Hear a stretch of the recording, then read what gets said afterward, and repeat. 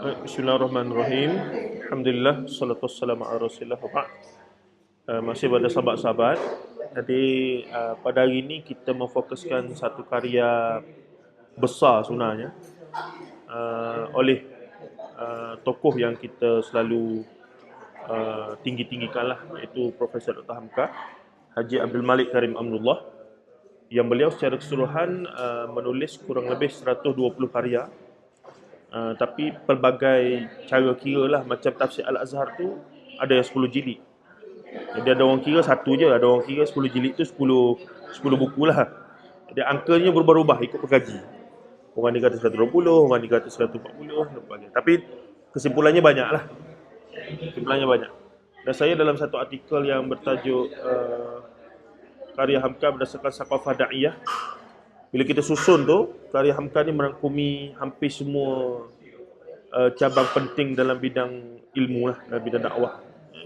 Qardawi meletakkan 6 ciri saqafah.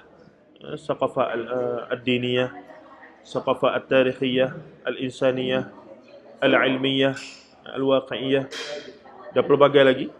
Bila kita susun balik, karya Hamka ni ada belaka genre-genre tersebut.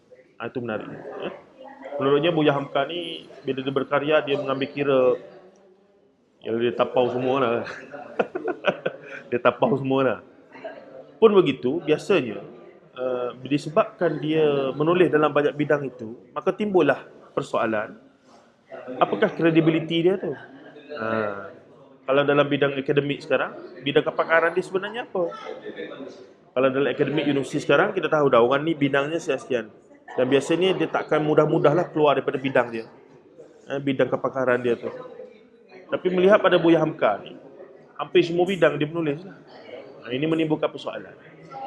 Jadi apabila beliau juga dalam beberapa buah karya memang khusus kepada bidang penulisan tentang sejarah, maka sebahagian daripada sejarawan dalam konteks Malaysia ni pun mempertikaikan. Sebab tu Buya Hamka tidak pernah muncul dalam senarai sejarawan yang dianggap sebagai sejarawan yang akademik sejarawan. Tidak. Walaupun adalah ditulis contohnya oleh Prof. Emeritus Datuk Dr. Ridwan Uthman, ya, ada menulislah tentang pemikiran Hamka tentang sejarah, tapi tidaklah ke arah meletakkan beliau sebagai sejarawan sejati lah. Dan ini disambut lagi kemudiannya oleh sahabat kita Ustaz Khubaib, yang menulis tesis master beliau tahun 2020, ya, yang mengkaji tentang sumber Hamka dalam menulis sejarah umat Islam ini. Dia mengkaji balik di manakah Hamka mengambil sumber rujukan dalam menyusun sejarah umat Islam. Dan kita kena tahu sejarah umat Islam ini bukannya Hamka tulis sekaligus semua, tidak. Dia berperingkat. Kalau tengok pada kandungan dia ni, ada berapa fasa? Jilid pertama 1949, jilid kedua 1951, jilid ketiga, kemudiannya jilid keempat 1961. Jadi satu penulisan yang panjang. Dan saya ingat biasanya Hamka ni bila dia tulis buku, dia akan menulis dalam majalah dia dulu sebagai kolom-kolom yang berpisah. Tapi ada juga buku yang dia tulis terus sebagai buku. Cuma ada juga yang dia tulis macam yang buku yang baru nak terbit, perkembangan kebatinan di Jawa, di Indonesia, yang kemudian itu kan. Itu memang dia tulis dalam majalah secara berperingkat, kemudian dikumpulkan. Tapi dalam kes ini saya cenderung kata dia tulis buku. Dia bukan himpunan artikel tadi, tidak. Dia tulis, cumanya berperingkat jugalah. Macam kenang-kenangan hidup lah, asalnya 4 jilid, kemudian dikumpulkan. Dan seingat saya, Buya Hamka tak pernah tengok versi yang dikompilasikan sebesar ini. Setakat yang saya duduk baca lah. Tapi mungkin juga sempat, wallahualam, sebab selain daripada yang PTS ini, yang ada sejarah umat Islam yang lengkap ini versi Pustaka Nasional Singapura. Itu tak tahulah tahun bila. Buya Hamka mati 1981. Saya tak pasti jika Pustaka Nasional tu dah terbit. Dia terbit tu sebelum Buya Hamka meninggal. Seingatnya di Indonesia tak ada yang kompilasi sejarah umat Islam dulu-dulu lah. Sebelum 1981 tak pernah berdengar di... Saya tak berani kata confirm lah. Tapi setakat duk baca tu macam saya cenderung kata Buya Hamka tak sempat tengok siri kompilasi sebesar ini. Ini tengok yang cerai-cerai lah. Cerai-cerai. Tapi mungkin fakta tu salah jugalah. Tengok balik kalau ada fakta lain yang ni kan. Boleh baca lah. Boleh. Boleh. Jadi sebenarnya kalau kita ingat Nasi Lampu ni, adakah siapakah yang bertanggungjawab untuk baik. Sebab kita tahu kan. Betul. Kan diambil daripada artikel-artikel dalam kolom majalah ni kan. Jadi siapakah yang idea nak membukukan jadi satu makalah yang tebal?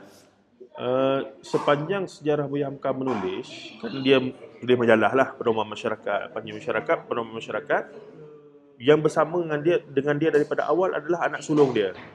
Anak sulung dia apa namanya? Ada. Tak ingat dah. Ada. Allahumma salli. Anak sulung dia tu apa namanya? Tapi anak sulungnya itulah yang mengiringi beliau dari awal dia menubuhkan penerbitan sampai akhir, dan banyak karya yang kemudian dikompilasikan oleh beliau. Anak dia itu. Bukan. Tak ingat. Tak ingat. Tapi itulah.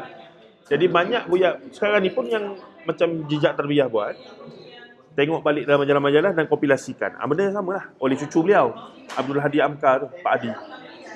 Jadi sebab banyaknya tulisan beliau yang mencapai itu kemudian dikumpulkan secara tema. Jadi banyak buku beliau yang terbit selepas dia meninggal dunia 1981. Ya? Posthumous lah orang kata. Betul. Maksudnya banyak yang kemudian dikompilasikan daripada tulisan kolom-kolom beliau. Jadi ini bijaknya anak beliau lah yang melihat benda tu ada kepentingan dan seumpama masih lagi menerbitkan sebuah mobil. Jadi dalam kes sejarah umat Islam pun sepembacaan saya begitulah. Maksudnya ia dikompilasikan. Mungkin Buya Hamka tak sempat tengok versi yang dikompilasikan setebal ini. Ya? Seperti yang dijual sekarang. Ya, betul. Cuma itu telahan saya lah. Hipotesis yang perlu dibuktikan lah. Tapi macam banyak karya dia yang kemudian kalau di Malaysia ini, dulu sebelum bermulanya era begitu sekali Buya Hamka diangkat balik di Indonesia, Malaysia mula dulu, banyaknya oleh pustaka apa di Shah Alam tu, yang kemudian ditarik balik lah. Dia dakwa, penerbitnya mendakwa bahawa anak sulung Buya Hamka itulah bari kebenaran, dan dia terbitkan tanpa inilah, sehinggalah mutakhir ini barulah dibalik dan diberikan haknya pada orang yang patutlah. Pustaka tak ingat. Tapi lamalah. Cuma bagusnya disebabkan apa yang mereka buat itulah karya Buya Hamka banyak tersimpan dan terjaga sampai sekarang. Sehingga kan penerbit Indonesia yang dua lah paling besar, Republika dengan Gema Insani, pun terpaksa datang Malaysia untuk ambil balik diterbitkan tempat mereka. Itu uniknya Buya Hamka punya karya ni. Sebab dulu pernah berlaku zaman kuatnya bila kuatnya Soekarno zaman tu, dia macam ada satu zaman tu wipe up. Semua karya Buya Hamka hampir hilang dalam pasaran. Dia punya macam kena gam lah. Betul.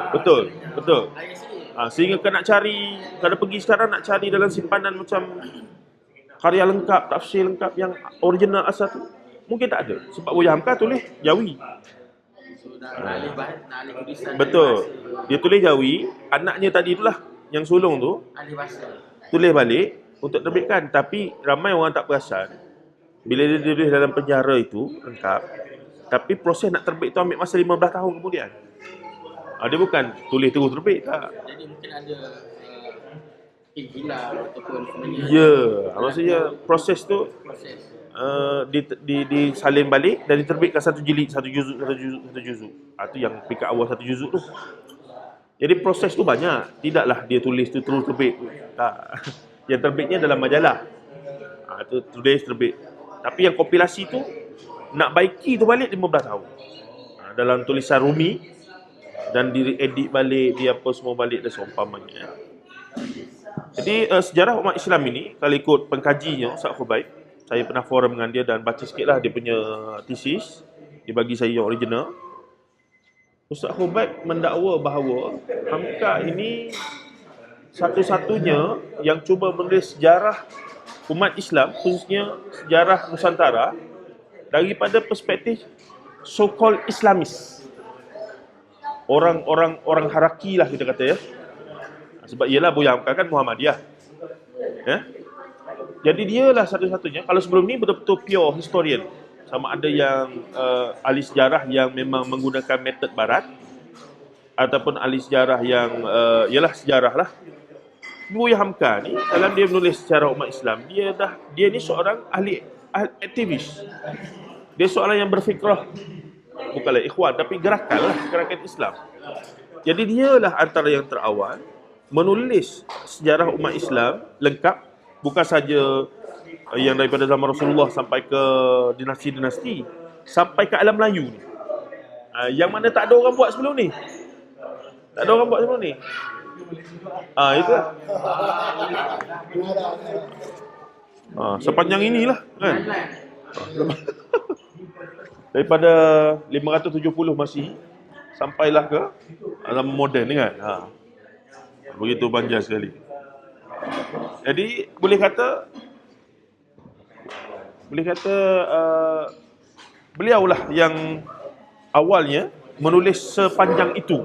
Itulah buku ni jadi 4 fasa yang kemudian dikompilasikan. Jadi benda yang Buya Hamka buat ini tak pernah dibuat oleh orang lain. Jadi dia yang mula-mula buat. Itu dah satu sumbangan dahsyat lah. Cuma semestinya bila menulis dengan begitu panjang dan besar, adalah juga benda-benda yang kemudian biasalah, dah banyak, dah besar kan. Adalah benda-benda yang masih boleh apa kata, kalau macam pengkaji Ustaz Khubaib, adalah benda-benda yang jumpa Buya Hamka terlepas pandang dan seumpama. Itu benda biasa. Saya sendiri pun bila menulis buku saya yang bertajuk Khurafat Israiliyat, Hadis Maudhu' dan Fitnah Sirah di Alam Melayu, kita dapati ada pihak yang menulis, ada satu buku ni, dia tulis pasal Empire Osmaniyah, kejatuhan. Dia telah nukilkan daripada sejarah umat Islam tentang Sayyidina Osman telah menggunakan duit zakat untuk bagi kepada anak beranak dia. Dan dia nukilkan daripada sejarah umat Islam. Jadi bila semak balik, betul lah dia. Jadi bila semak balik, betul lah dia. Bukan. Al-Fusanatai pun ada sebut sikit, betul? Ya, betul. Ada sebut. Jadi benda tu bila dia tengok balik, perlulah dinilai dengan hati-hati. Sebab Sayyidina Osman ni sahabat Nabi yang levelnya level ahli syurga, confirm. Tak nafikan kesalahan manusiawi, tapi kalau kata pilih memang sengaja ambil duit zakat, bagi pada isteri, bagi pada sepupu, itu dah perangai ahli neraka tu. Jadi bila tu dikritik baliklah. Kebetulan saya pun sebelum baca ni, kita dah ada pendedahan dengan contohnya karya Dr. Mazhar, Pertelingkahan Sahabat. Dan kemudian saya lama ikut manhaj ataupun kaedah berfikir dalam sirah ini oleh Maulana Asri bila melibatkan sahabat-sahabat Nabi. Jadi kita sedikit triggered lah bila ada tulisan yang agak tidak berlapik berkaitan berkaitan sahabat Nabi. Tapi benda tu masyhur. Betul. Benda tu masyhur dan dalam sejarah Islam state biasa seakan-akan diterima sebagai benda tu betul. Itu yang Muawiyah pun disebut orang jahat, mengambil harta. Tapi bila diselidiki secara metodologi yang lebih halus, ada hal-hal yang tidak sampai tahap tadi. Macam benda yang sebut tadilah, pembunuhan, gali kubur, bunuh apa semua tu. Itu benda-benda yang kadang-kadang penulis kan, dia yang menulis ni dia pun tak ada kat situ. Dia tulis beratus tahun kemudian pun. Tapi ada benda-benda yang kecenderungan idealism, ideologi, kecenderungan dia mana-mana tu, dia masuk sekali dalam tu perasaan. Jadi dalam bab yang kata Sayyidina Osman guna duit zakat, tu saya peribadi tak boleh terima lah. Okey, kita berpunca tu macam mana? Kita nak menjawab balik. Okey. Kita beri hamka zakat. Betul. Sebab Abu Yahya besar, soalannya dia dijadikan hujah kan. Tetapi tetap di sana Buya Hamka adalah seorang yang ialah besar nama, sejarawan apa semua. Adalah benda-benda yang terlepas pandang. Zaman dia ni zaman yang tidak macam zaman kita. Maklumat kita kan boleh cross check dengan begitu sekali mewah. Buya Hamka ni masih lagi terhad zaman dia itu. Bahkan dia sangat memuji Kamal Atatürk. Buya Hamka memuji sebab zaman tu masa Kamal Atatürk mula-mula naik, memanglah dilihat sebagai kaum muda yang kritis, yang nakkan perubahan apa semua. Buya Hamka puji. Puji betul lah. Saya ingat kemudian dia pun menyesal juga. Maksudnya selepas melihat apa yang berlaku tu. Jadi kita kena faham, seorang penulis ni, dia akan terikat dengan setakat sumber yang dia ada. Kita kena faham kekangan, betul. Dan Buya Hamka ni, of course, dia tak boleh bahasa Inggeris. Bahasa Arab. Bahasa Belanda pun rasa tak fasih sangat. Fasih tapi tak fasih betul. Yang betul-betul dia bergantung adalah sumber bahasa Arab yang diterjemahkan daripada Perancis apa semua tu, dia boleh sembang lah falsafah. Bukan sembang, dia boleh tulis dan faham pun falsafah apa semua ini. Tapi banyak pembacaan dia adalah daripada sumber bahasa Arab. Itu kita kena maklum di situ. Jadi kalau jumpa dalam bab sejarah ni, kalau jumpa benda-benda yang ni, memang boleh lagi untuk di semacam kajian Dr. Ustaz Khubaib, memang ada lagi hal-hal yang sedemikian. Jadi untuk nak kata, kalau nak kata Buya Hamka ni muarrikh yang betul-betul melalui disiplin itu pun susah jugalah. Tapi kita boleh letak dia sebagai seorang sejarawan tadilah. Inilah sejarawan tapi maksudnya dia tetap sejarawan lah sebab karya-karya dia tulis itu luar biasa. Bahkan saya bersama Mufti Perlis masa PKP membaca buku dia yang bertajuk Fakta dan Khayal Tuanku Rau. Tuanku Rau tu Rawa.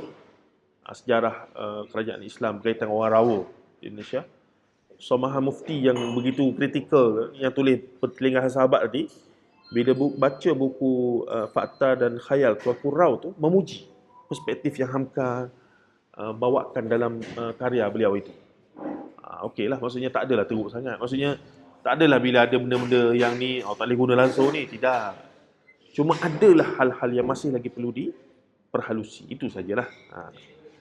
Jadi semacam saya sebut tadi, tak ada penulis yang pernah menulis sejarah umat Islam. Sebab tu memang betul. Bila dia letak tajuk sejarah umat Islam ni betul. Sebab dia tak tulis sejarah umat Islam Nusantara.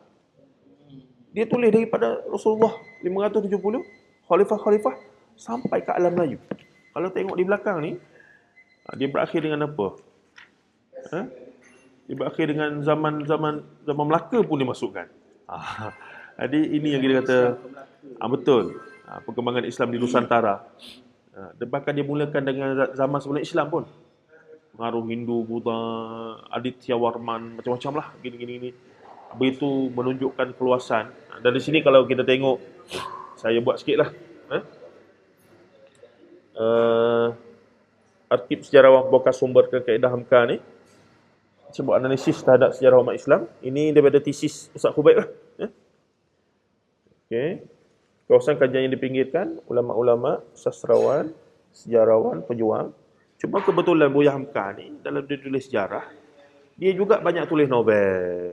Dia bagi setengah orang mungkin dia petikai lah. Ni tulis sejarah kan guna metod novel juga. Jadi macam Pak Latif punya karya. Kan? Jadi risaulah juga. Tapi tak.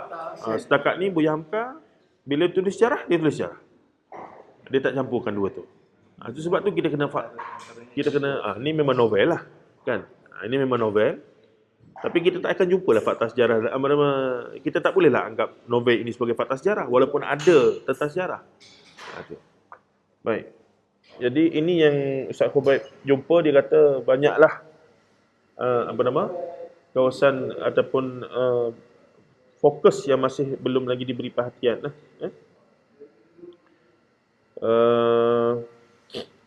paradoks Hamka sebagai sejarawan, ya. Minat versus perhatian, batasan pencapaian, kritikan pengiktirafan. Maksudnya nak letak Hamka sebagai pure historian tu, dia macam ada, kalau betul-betul sejarawan ni memang kalau duduk di UM ni, dia ada syarat dia khusus lah untuk orang tu merasakan dia ni sebagai ahli sejarah. Tu tak guna secara wewenang lah benda tu. Kita tak boleh kata, oh, I'm SN historian, bla bla bla bla. Antara bendanya, kalau kita kata kita ni ahli sejarah, antara benda yang akan ditanya, pernah pergi tak Arkib Negara? Kalau tak pernah jejak kaki di Arkib Negara, tak pernah bermain dengan segala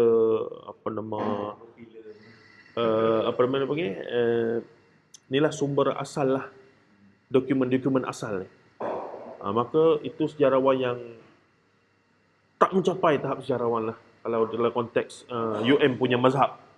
UM punya mazhab ni dia, Maksudnya kalau yang tak pernah buat kajian lapangan. ya, yang tak pernah pergi arkib, yang tak pernah belik file-file dalam arkib ni, ni Yang tak pergi jejak waris. tak. Itu dah macam, yelah, kita guna sumber sekunder kan, apa semua. Tak. Ada. Dalam Buaya Hamka ni lebih kurang begitulah, sebab dia mencatat, dia mengulang, tapi dia mengumpulkan. Cuma kita tak kat zaman dia ni tadi lah. Ada batasan-batasan tertentu tu. Baik, ini yang dia tulis lagi, secara umat Islam, garis masa intelektual. Ini Buaya Hamka punya latar belakang lah. Remaja berontak sama dengan wartawan aktivis international. Cuma pada peringkat awal Buaya Hamka menulis sejarah umat Islam ni, dia saya sebut dah semalam tu dalam bedah buku Ayahku. Ayahku in fact adalah sebuah karya sejarah sebenarnya. Banyak sangat fakta sejarah perkembangan Islam, islah dan tajdid. Ayahku tu cerita pasal Ayah dia, tapi sebenarnya Ayahku tu, biografi ayah dia tu kemudian menjadi sumber bagi siapa-siapa nak faham sejarah perkembangan Islam di Nusantara dalam aspek gerakan tajdid kaum muda.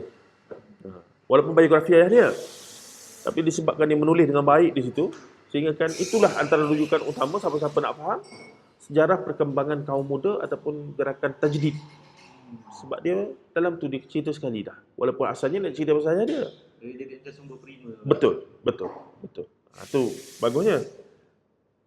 Okey, cuma saya sebut semalam, Buaya Hamka tulis novel ni sehingga umur dia lebih kurang 35 tahun saja.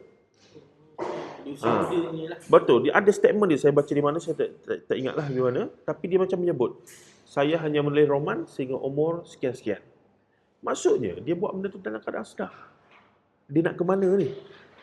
Dia bukan tulis novel lah, tulis ni lah, tak. Dia merancang dah betul lah. Sampai umur ni tulis novel dulu. Sebab apa? Nak buat nama dulu, bagi orang kenal. Nak jual buku lah mungkin juga. Dia penerbit. Nampak ke arah itulah. Namanya establish. Sebab tak berapa lama lepas dia tulis Tenggelamnya Kapal Van der Beek, dia terbitkan tasawuf moden. Jadi saya merancang, ni memang dia berfikir secara realistik lah. Buku cerita agama masa dia dah pada berusia. Betul. Maknanya masa awal lagi. Betul. Masa dia muda tu roman lah, banyak roman ni lah, novel-novel dia apa semua ni. Dah dekat 35, 40 ke atas tu, mulalah buku-buku begini dia tulis. Dan dia tak tulis novel lagi dah.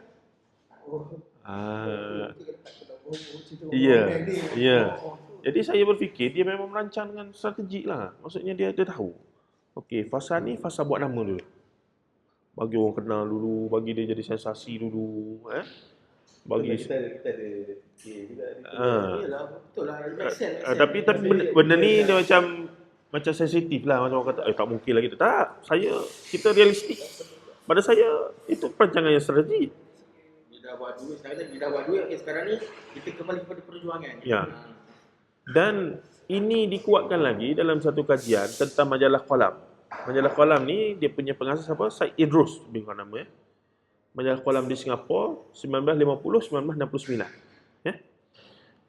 Jadi Syed Idrus ni dalam tesis PhD yang dikaji di UM, saya duk baca dan nak terbitkan, memang dengan terus terang dia sebut. Dia ada 2 nama. Dia pengasas. Dia terbitkan majalah Qalam ni untuk mengimpukan segala wacana lah. Hamka ada menulis, Zakbar ada menulis. Memang majalah yang keras lah wacananya. Tentang perjuangan, tentang kesedaran orang Melayu. Dia Arab, Syed Idrus. Tapi dalam masa sama, melalui Qalam Press tu, dia juga terbitkan novel. Guna nama pena, Ahmad Lutfi. Novel dia ni separah lucah semuanya. Maluki bukan nama sebenar. Jadi macam mana kita nak faham situasi itu? Tapi dalam kajian itu dengan jelas menuliskan bahawa hasil jualan novel yang kontroversi meletup itulah membiayai wacana-wacana tadi. Sebab yang kita tak buat duit. Kan betul. Jadi kita not us to judge lah. Tapi itu strategiknya dalam penerbitan. Itu maksudnya bisnes model dia waktu tu lah. Maksudnya Dan memang dia tulis novel tu, apa-apa yang timbul kontroversi masa tu, dia akan tulis. Dalam masa seminggu, terbit. Contohnya, siap. dia maksudnya level tulis macam level Wattpad sekarang. Jadi contohnya masa tu siapa dia? Isu apa nama apa? Yang Belanda masuk Islam tu di Singapura. Natra. Tu dia. Viral lah zaman tu kan. Sekadar meneruskan keadaan lah. Ini. Tapi survival majalah Qalam 1950 hingga 1969, 9 bertahan lama tu. 11 tahun je. Untuk sebuah majalah yang kita tahulah tak buat untung lah. Sebenarnya kalau kita tengok pun majalah-majalah pasca merdeka sekalipun susah nak menandingi. Betul. Ketahanan. Betul. Setahun 2 tahun lingkup. Hamka kebetulan dia buat nama dulu sebagai dia pedoman masyarakat, last pedoman masyarakat lah, sebelumnya panji masyarakat, kena tutup apa semua tu. Tapi sebab nama dia tu besar, dia bermula dengan tulis novel dulu. Dia duk tulis novel dulu apa semua tu ni, barulah dia ke situ. Jadi itu antara yang menariknya. Tapi benda-benda gini setengah orang anggap sensitif lah. Tak wajar lah dia, maksudnya tak mungkin lah. Tapi saya kata saya bercakap dengan sandaran lah, tidak kata kita buat telahan saja. Dan bukan dia siap. Dan kita tak kata pun dia salah ke masuk neraka, itu dia punya pasal. Tapi itu strategiknya cara mereka berkembang ketika itu.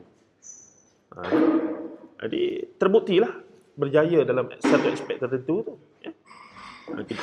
Kita tak sembang lah hukum apa semua. Okey. Jadi sejarah umat Islam, Buya Hamka setakat dan dalam akademik nama Buya Hamka ini tidak pernah dianggap tahun 80-an 90-an sebagai sumber rujukan akademik. Ya. Syarah-syarah dulu bila dengar Hamka bagi mereka tak cukup akademik. Sehinggalah mutakhir ni barulah dah ramai sangat apa semua itu gini, barulah diangkat, dikaji apa semua itu gini. Kalau dulu-dulu tidak dianggap sebagai sumber, tak kuat gitu. Itu realitinya.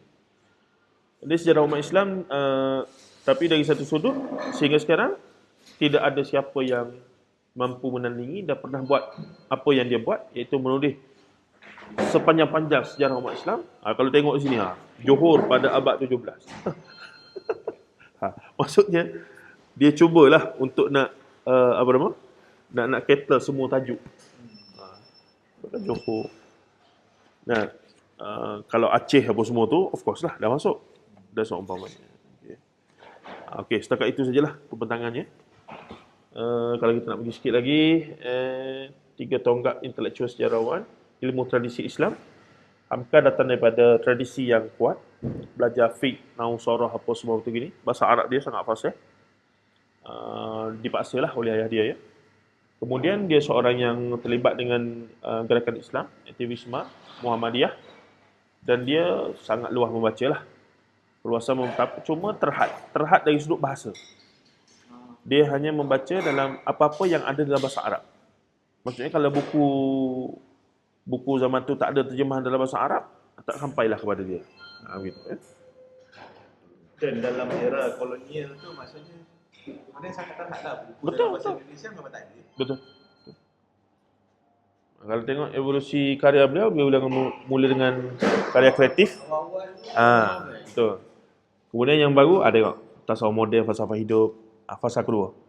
Dan fasa terakhir barulah pergi kepada yang betul-betul betul-betul ni lah 1940 hingga 60 sejarah Lokasi. Ayahku, Fakta dan Khayal Tuanku Raut, sejarah umat Islam. Apa lagi? Itulah, kalau yang terakhir tu semua buku-buku serius lah. Okay.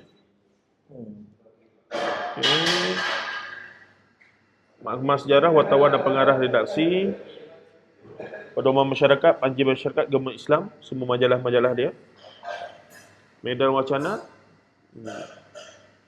Tetapi sekalipun Buya Hamka tidak dianggap sebagai sejarawan per se, tapi tetaplah pada zaman dia ini kalau ada konferensi ataupun seminar-seminar, tetap dia dijemput untuk bagi, dan dia antara yang terawal bagi pandangan bahawa Islam yang sampai ke alam Melayu itu melalui sekian-sekian, dia antara yang bagi pandangan dan dinukilkan pandangan beliau itu tentang Islam yang sampai ke alam Melayu ini daripada mana dan seumpamanya. Okey, digunakan istilah di sini, Hamka bukan sejarawan pasif.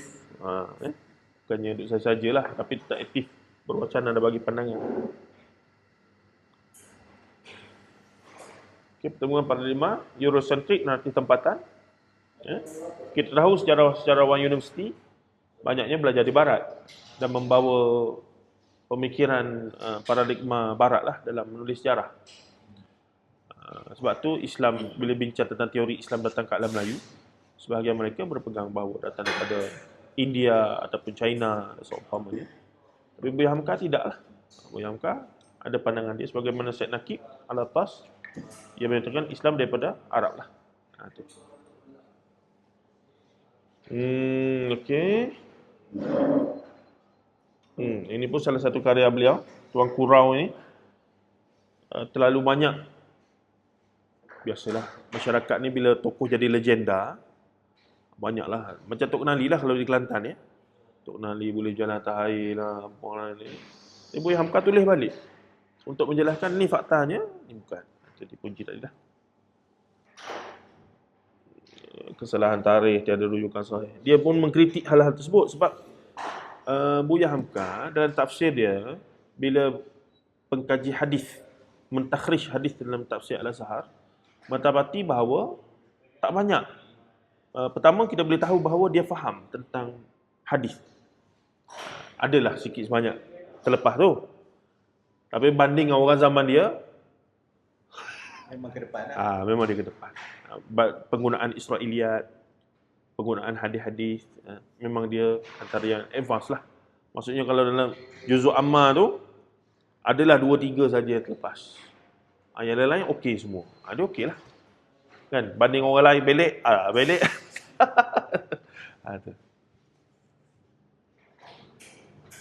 Okey, benda yang akhir, sejarawan pembuat sejarah luaran. Itu wacananya. Kiri, sebelah kanan. Betul-betul sejarah ke ataupun sekadar tulis sejarah untuk nak mengacau. Macam di Malaysia sekarang, naratifnya adalah golongan-golongan, kalau siapa pernah dengar video Dr. Azmi Arifin daripada USM. Dr. Azmi ni cuba bawa naratif supaya sejarah kita betul-betul ditulis berdasarkan perspektif tempatan. Kerana menurut beliau terlalu banyak salah faham apabila menggunakan contoh istilah feudal. Apabila guna istilah feudal tak pada konteks kerajaan kita di Malaysia, tak kena lah. Orang Melayu tak ada konsep feudal tu. Feudal tu ada konsep dia yang khusus di Eropah sana, iaitu feudal ini contohnya di Perancis adalah tuan tanah, ada golongan yang memiliki tanah dan hamba untuk bekerja dengan dia, dan dia sokong aja golongan feudal. Jadi nak letak benda tu dalam konteks kita di dalam kerajaan Melaka semua tak kena. Kita ada konsep bangsawan lain dan hamba kita. Kalau hamba di barat, bila sebut kata perhambaan di barat, yang kita terbayang sebagaimana Hollywood punya cerita, hamba lah. orang pakai cawatnya, kena hentamnya, apa semua dah saya. Tapi dalam sistem orang Melayu kita Melaka, hamba ni ada hamba raja, ada hamba hutang. Dan hamba raja ni bukan satu hina, mulia. Dia kalau hamba raja ni, dia punya lagak tu macam pembesar. Orang tak boleh buat apa-apa pada dia sebab dia dikira sebagai orang raja. Cuma nama je hamba. Jadi ada konsep-konsep yang begitu berbeza. Ini kadang-kadang kena tengok balik sebagai perspektif tempatan ni. Itu satu proses dekolonisasi ilmu lah. Cuma Hamka dia advance lagi, dia bukan sekadar tengok pada lokal, dia seorang Islamis. Jadi pemenulisan dia ke arah nak memberikan satu alternatif sejarah daripada perspektif aktivis Islam. Itu yang walaupun kadang-kadang kita rasa agak tak selesa dari satu aspek, dia biasanya bila Islam ni dia terlalu nak ni pun ada juga. Dia nak terlalu tu ada juga. Tapi tetaplah Buya Hamka adalah Buya Hamka yang dah buat kerja. Dia dah settle lah urusan dia, dah settle. Kita lah nak baca balik, nak ni balik ni dengan perspektif yang lebih adil dan lebih bermanfaat. Okey, itu sajalah. Ini mana ni dapat ni? Kebanggaan saya kepada diri saya sendiri yang sedang usia sangat muda telah menciptai dan menciptai sejarah lebih daripada ilmu-ilmu Islam yang lain. Antara fakta dan khayat wal qura.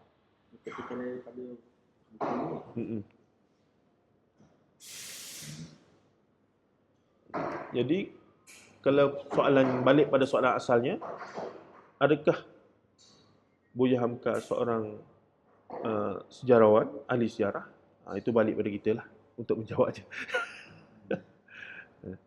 Tapi kalau tanya orang sejarah betul, mereka ada persepsi yang khusus lah, perspektif yang khusus. Mereka pun tak buat pun kerja Buya Hamka ni. Tapi kalau tanya mereka, tak berdasarkan disiplin ilmu mereka itu, begini. Wallahu a'lam. Kita fikir balik, mungkin nasib baik juga Buya Hamka ni tidak melalui proses pembelajaran rasmi ini, menyebabkan dia tidak hesitate untuk explore semua bidang.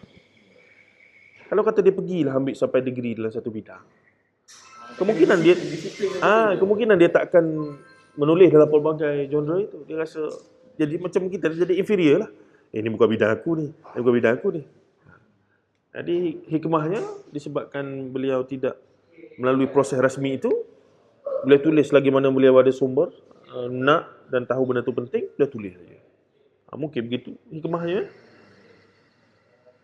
Dia macam mengisi satu role yang unik. Betul. Role yang unik yang sebenarnya dia terhasil daripada apa orang kata keterpaksaan zaman tu lah. Betul. Even ada tak dengar siapa-siapa mengiktiraf dia sebagai sastrawan? Tak juga. Tapi orang tahu semua novel dia itu bernilai sastra. Tapi untuk menggelarkan dia sebagai sastrawan Indonesia tak ada. Maksudnya apa? Maksudnya dia meletakkan dakwah tu semata-mata. Dia meletakkan objektif, maksud dia tu, matlamat dia tak lain. Dia mufti pertama Indonesia kan, apa? MUI. Dia Majlis Ulama Indonesia. Majlis Ulama Indonesia. Dia adalah pengasas dan juga ketua umum pertama yang kalau tarafnya hari ni macam Menteri Agama lah. Menteri Agama. Menteri Agama. Dia yang pertama. Bahkan dia letak jawatan itu sebab kerajaan masa tu Soekarno-Soeharto. Bukan Soekarno-Soeharto tak setuju dengan dia punya ni. Pasal sambutan kongsi raya hari Natal. Tak setuju. Itulah. Jadi adakah Hamka ni macam umpama jasanya ni dia kenal benda tu macam Piramli dah betul lah. Boleh juga kata macam itu. Dia macam father founder lah kan, untuk yang merintis semua bidang tu. Nanti dia dah cuba untuk menyemai semuanya tu. Pandai-pandailah kamu macam mana nak manfaatkan dia tu. Tapi nak memanfaatkan secara akademik dan secara awam. Ada setengah orang memang dia buat tu untuk akademik je. Bila nak turun pada awam tak boleh. Prof Syed Nakib lah. Nak bawa idea daripada orang awam tak boleh. Nak mengajar surah masjid. Tak boleh, memang tak sesuai. Hamka ni macam ideanya melangit tapi dia punya gerakannya membumi. Betul. Bahkan bahasa konten dia apa semua pun kita nak bawa surah masjid tak ada masalah. Untuk sengaja dalam tafsir dia apa semua kan. Orang awam boleh baca Ya. senang. Ya. Iyalah. Kamu ni nak contohlah kalau orang kata, saya nak kenal Hamka lah macam ni. Kamu minat apa? Saya adalah minat juga baca novel. Bacalah novel. Saya minat sejarah. Bacalah buku sejarah dia. Saya minat falsafah. Bacalah falsafah. Ada semua ada. Dia banyak entry point lah. So kita kata, mana dah ada orang yang macam dia? Even penulis lain pun prolific juga. Macam zaman dia tu siapa? Yang kalau di Aceh itu keturunan Abu Bakar Siddiq. Prof. Hasbi Siddiqi. Prof. Hasbi Siddiqi ni kaum muda lah. Dan dia tulis novel, tafsir apa semua. Dia tulis tafsir, hadis apa semua. Tapi dia tak keluar daripada ni. Dia kekal ustaz lagi. Novel apa semua tak ada. SB Jassid. Seorang yang prolific, sastrawan. Bahkan cuba tulis tafsir, cuba tulis terjemahan Quran, tapi terjemahan dia tu sastrawi. Kontroversi lah. Maksudnya dia cuba terjemah, contohnya Bismillahirrahmanirrahim, Alhamdulillah dengan nama Allah. Cara dia bermain ayat tu lebih sastrawi lah. Dikritik lah. Tapi tetap, dia tak keluar daripada konteks sastra tu. Tapi Buya Hamka, itu kelebihannya pula. Jadi, wajarlah kita tidak menafikan, tapi dalam masa yang sama juga, tidaklah kita mentakdiskan dia lah. Ada juga benda-benda yang, macam saya sebut tadi lah, dalam sejarah umat Islam banyak jugalah benda yang perlu diperhalusi balik. Dengan kecanggihan dan fakta semasa yang dah boleh dapat ni. Itu yang bahkan kalaulah ke depan ini ada satu usaha menulis balik, rewrite sejarah umat Islam, tapi dengan Ada kajian. dengan mengotak-kakikan balik, ni fakta ni sebenarnya lebih tepat yang ni. Yang ni Buya Hamka mungkin tersilap gini. Itu kena banyak orang. Betul. Maksudnya macam trace balik lah semua. Ya, betul. Trace balik semua sumber. Dan itu benda biasa dalam tradisi ilmu Islam Arab. Takhrij, tahqiq, tahsin, itu benda biasa. Cuma bila sampai kat dalam Melayu ni jadi sensitif. Macam nak terus perfect tu. Dia macam, kau siapa? Tapi Alhamdulillah setakat ni tak jumpa lagi orang yang taksub Hamka sehingga tak macam sahabat-sahabat kita yang tradisionalis ni. Bila ulama tradisional tu menurut mereka, bila ada usaha untuk nak kau siapa? Syedok Fatoni ni siapa? Dalam Ki Hamka setakat ni Allah Alam tak jumpa lah orang yang kata engkau siapa, Hamka ni siapa? Tak ada. Sebab dia memang ajar kita begitu. Bahkan kalau dia hidup lagi, kita betulkan dia ni, mungkin dia seronok. Kan? Sebab tak cukup makan kan. Mungkin dari situ juga kita boleh kata Hamka ni adalah bukti hidup bahawa kalaupun satu masa nanti kamu tak boleh nak pergi belajar di universiti ke mana-mana, Kamu baca buku. sebenarnya kamu tak ada alasan pun untuk nak jadi hebat juga. Maksudnya nak jadi cerdik apa semua. Asal kamu nak baca buku, asal kamu nak eager to do studies on yourself apa semua gitu gini. Dia dan mungkin macam dia juga macam satu, dan dia juga satu bukti hidup yang anti kolonial lah. Macam anti kolonial kata orang Nusantara ni tak boleh fikir lah. Bergantung pada universiti, kena masuk universiti barulah jadi terpelajar. Tapi Hamka secara ialah seorang, boleh kata macam seorang diri menyanggah semua itu lah. Satu Dan poin dia boleh tampau 2-3 fakulti tu. betul. Sebab akhirnya universiti yang mengiktiraf beliau. Dia jadi profesor, jadi profesor pelawat. Bawah Muhammadiyah yang panggil dia jadi pensyarah-pensyarah. Lalu UKM bagi doktor kehormat pesuratan. Satu universiti lagi bagi profesor penuh. Yang Azhar bagi apa iktiraf tu? Dr. Honoris Causa lah. Macam doktor kehormat. Betul. Itu dua yang masyhur lah. Yang Azhar dengan yang UKM. Maknanya yang kata penjualan doktor, kalau kenapa kalau anjur tu tak bagi doktor? Maknanya orang tu yang Hamka tu memang ada universiti bagi yang dia tu. Memang dia prof doktor. Dia memang prof doktor. ada satu universiti di Indonesia memang beri dia prof. Nah, ada setengah orang kata prof ini untuk jawatan dalam IPTA kan. Ada lelaki Buya Hamka ni penghormatan lah. Tapi dia tidak sewenang-wenang meletak benda tu. Memang ada yang memberi secara rasmi ketika dia mengajar di satu universiti di Indonesia, bahawa Muhammadiyah lah, sebagai profesor. Tapi sana dia tak panggil profesor. Sana dia panggil guru besar. Kita guru besar sekolah. Dia guru besar tu profesor lah. Tulisnya. So, dia macam semacam dapat prof emeritus lah. Betul. Tapi dari Indonesia. Ya, betul. Yang doktor kehormat itu tadi, Mesir satu, Azhar satu, UKM satu. 1974. Jadi sebenarnya dengan UKM memberi doktor kehormat tu pun Bila menang pula. Bila dia anugerah tu kena berucap lah sikit kan. Menyampaikan syarahan tu. Syarahannya dia tulis tangan. Jawi. Dan PDF screen tu itu masih ada. Dia tulis tangan. Nama hotel tempat dia menginap pun ada. Ada? kertas, pakai kertas hotel. Pakai kertas hotel. Maksudnya dia bagi duduk contoh esok ni ada dah. Dia memang dia old school. Ada benda tu, dia disimpan tu, teks itu. Maksudnya dia tak ada lah tulis awal-awal ke, suruh orang tulis. Dia kan dah besar kan tulis. Dia macam satu lagi istilah, aktivis dan genius. Jadi ada setengah keadaan, atau bila bincang Ustaz Sizar dulu pun, ada setengah keadaan tu, ada setengah tokoh tu bila kita mengkategorikan mereka, sebenarnya kategori itu mengecilkan mereka. Contohnya kita kata, Buya Hamka ni sastrawan sebenarnya. Bagi setengah keadaan benda tu besar. Istilah sastrawan tu Dia agamawan juga. ada Label dekat mana? maksudnya begitulah. Kalaulah ada setengah tokoh ni semacam Buya Hamka, disebabkan dia besar ni, bila kita meletakkan dia sebenarnya sastrawan, dia sebenarnya sejarawan, benda tu sebenarnya mengecilkan mereka. Because he beyond that. Jadi biarlah dia jadi dia. Tak payahlah nak paksa-paksa jadi apa? Ni. Dia sebenarnya macam Kalau orang kecil macam kita buat satu benda, tulis puisi, novel, kita naklah orang panggil kita sastrawan. Oh, dia sastrawan ni.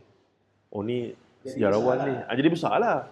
Tapi bagi Hamka, bila letak begitu, mengecilkan dia. dia sebab ya kalau melihat puisi kan, dia kalau kita nak kata dia politician pun dia. Memang betul. Memang dia Ujung-ujung dia menjawab jawatan yang sekarang dengan Menteri Agama. Kan? dia memang terlibat dengan Masyumi. Masyumi ni gabungan Masyumi ni gabungan gerakan-gerakan Islam yang kemudian bergabung jadi parti politik.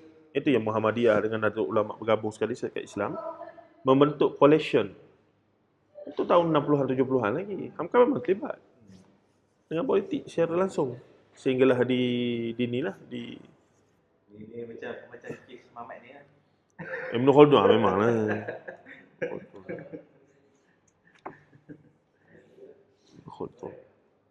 Ibn Khaldun memang, tapi Ibn Khaldun ni kalau baca kritis, dia macam ada licik sikit lah. Bukan licik macam mana. Tapi benda tu itulah kita kadang-kadang bila baca biografi ulama ni, kita nak tengok yang muluk-muluk saja. Kita terlupa bahawa mereka manusia yang nak survive. Instead of dia punya ilmu, dia punya kewarakan apa semua, dia pun kena survive. Anak bini dia daripada kena bunuh apa semua. Ibn Khaldun antara yang agak bila baca tu terkejut jugalah kan. Contoh, dia serve untuk kerajaan ni. Masa kerajaan tu hampir nak ni diserang oleh ni, dia pun boleh tukar SWAT pergi. Kalau kita kau ni Kalau macam kita sekarang nampak parti politik. Bila tengok ya betik pocik ni. Bila kita baca keseluruhan kita pun faham, dia bertindak Ada konteks. tak kisahlah dia penakut ke dia apa ke, dia ada dia punya kita tak hidup zaman tadi sebut. Memang Abbasiyah kalau ada Bau-bau bacang ujung-ujung pun. Maklawi lah apa semua. Dia cari. Sembelih. Sama juga dengan Kita ni keluarga jauh, tak terlibat pun dengan kerajaan ni. Kita ni contoh ni. Tapi sebab kita ada bau bacang, orang tahu. Mari cari sembelih. Jadi takkanlah kita, kalau kita masa tu nak sembah. Apa kaitan aku ni? Tak ada kaitannya sebab keturunan. Tak ada kaitan. sebab dia zaman tu. Jadi dalam konteks itu kita faham kata hikmahnya untuk kita adalah Ibn Khaldun tadi bila dia buat begitu, banyaklah karya dia yang muncul. Survive. Dan dia boleh ulah balik berdasarkan real punya experience. Dia sebagai seorang pentadbir yang dilantik, yang diberi kepercayaan, kemudian letak jawatan, pergi ke sana pula, tiba-tiba perang di sana, pergi sini pula. Dari satu segi kan. Dia sebenarnya benda tu benda realis lah, praktikal yang realis je sebenarnya kan. Ialah nak survive, nak takkan nak tengok anak bini kena sembelih depan mata ni. Tu je benda ya. Okey,